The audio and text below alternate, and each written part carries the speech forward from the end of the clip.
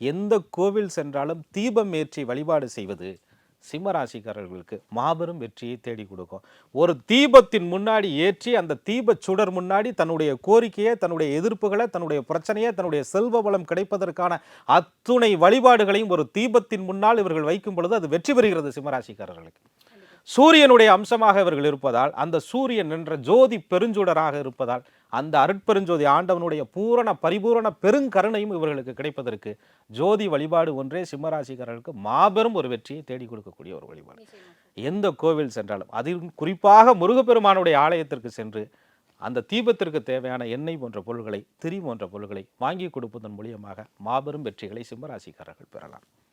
இப்ப இதை தனித்தனியா பண்ண முடியல, இது இந்த 3 கிரகத்துக்கும் சேர்த்த மாதிரி ஒரு கோயில் சொல்லுங்க, எங்க கஷ்டத்தை எல்லாம் அந்த கோயிலுக்கு போயிட்டு வந்து போக்கிக்கிறோம்னு சொல்ற சிம்மராசிக்காரங்களுக்கு நீங்க பரிந்துரைக்கிற கோவில் எது சார்? அவங்க எல்லார் ஊர்லேயும் நிச்சயமா